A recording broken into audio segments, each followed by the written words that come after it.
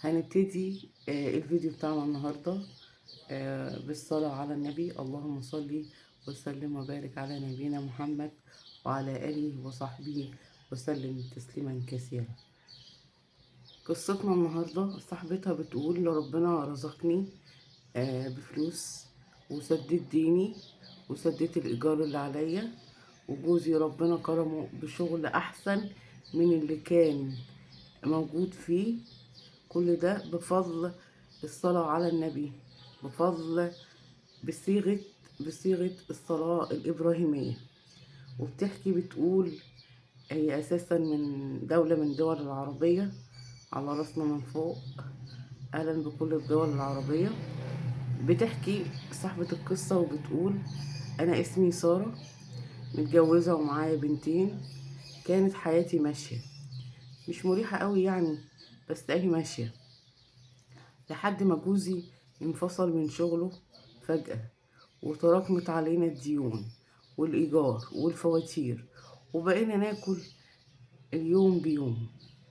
بتقول إن أنا ست بيت ما عنديش شغل، وقاعدة بدور على أي حاجة أعملها من البيت. كل حاجة كانت متقفلة في وشي، لحد ما جه اليوم اللي صاحب الشقة قال لهم انتوا لو ما دفعتوش الإيجار اخرجوا الأسبوع ده وتطلعوا من الشقة. بتقولي ان انا الليلة دي ما نمتش، وقعدت اعيط في المطبخ في صمت عشان البنات نايمة. كنت حاسة اني خذلت جوزي وعيالي، وفجأة افتكرت كلام سمعته من شيخ في فيديو قديم. بيقول ايه؟ لو نفسك في حاجة اتقفلت كل الابواب في وشك، التزم بالصلاة على النبي. هي اللي بتفتح لك الابواب المقفولة. انا كنت بصلي على النبي بس على الماشي يعني، بس اليوم ده قررت ابتدي اصلي على النبي على طول. قمت اتوضيت وقعدت على السجادة بعد قيام الليل، رحت قايلة اللهم صل على محمد وعلى آل محمد كما صليت على إبراهيم وعلى آل إبراهيم إنك حميد مجيد. شوية 100 مرة، شوية 300 مرة، شوية 500 مرة. كنت بكلم النبي في قلبي، وكنت بقول يا رب بحق حبك ليه يسر أمري، أنا ماليش غيرك. نمت وأنا على سجادة الصلاة. قمت على الفجر تاني يوم صحيت، لقيت نفسي هادية، مش عارفة ليه يعني، رغم كل الديون اللي عليا بس الواحد مطمئن. كان عندي يقين من جوه ان في حاجة هتحصل، في حاجة هتتغير. كملت الصلاة على النبي وانا بعمل شغل البيت، وانا بذاكر للبنات، وانا مستنية الفرج من عند ربنا. بعد 3 ايام الساعة 10 بالليل جالي تليفون من رقم غريب. واحدة بتقولي يا مدام سارة، أنا جارتك اللي كنت ساكنة في الشقة فوقيكي من 4 سنين. سمعت إنك متأخرين في الإيجار، فأنا ربنا فرج عليا وحابة أسدد ليكم الإيجار لمدة 6 شهور قدام. وقالت لها ما تسأليش ليه. فقالت أنا اتجمدت في قلبي، معرفش الست دي وما شفتهاش من سنين.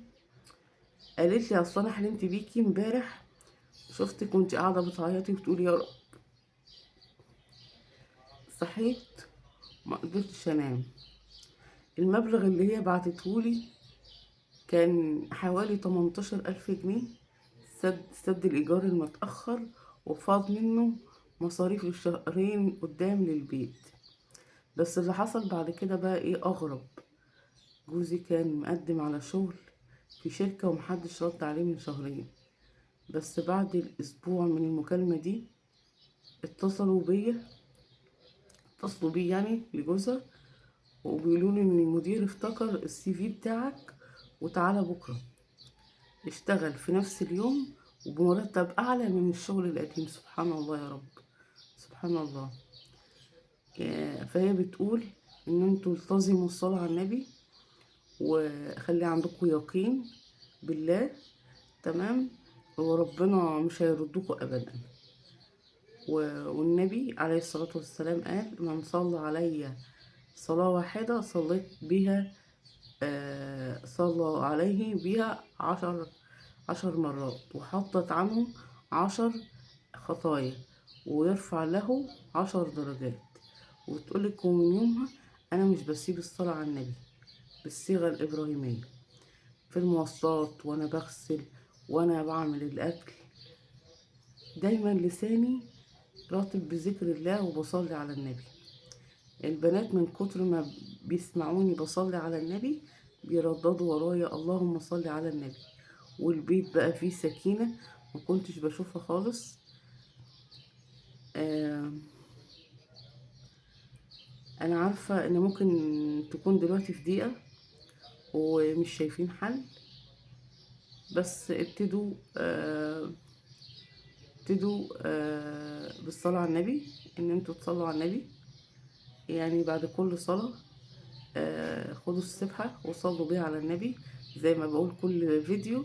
بعد كل صلاة هاتوا السبحة وصلوا على النبي، سواء بالصيغة الإبراهيمية أو بالصيغة العادية: اللهم صل على النبي، أو اللهم صل على سيدنا محمد، صلاة تفك بها الكرب وتحل بها العقد. وشوف ربنا هيعمل فيه ايه الأول في قلبك، وبعد كده هشوف في حياتك هيعمل ايه. إن الله وملائكته يصلون على النبي يا أيها الذين آمنوا صلوا عليه وسلموا تسليما. لو وصلتوا معايا لآخر الفيديو حبايب قلبي، ما تنسوش في الكومنتات تصلوا على النبي، عشان نكون السبب لبعض في الصلاة على النبي وتفريج الكروب، ولعلها تكون السبب في فرحة ليكي وليا ولينا جميعا. وأشوفكم على خير في قصة جديدة من قصص الذاكرين، سواء الصلاة على النبي، سواء الاستغفار، سواء تاج الذكر. فاستنوني إن شاء الله في قصة جديدة من القرب من ربنا. القرب من ربنا حلو وجميل والله. ودمتم في رعاية الله وأمنه، وكنتم معكم آه، آه، أسماء مرجان أو سمسم مرجان زي ما انتم عارفين. السلام عليكم ورحمة الله وبركاته.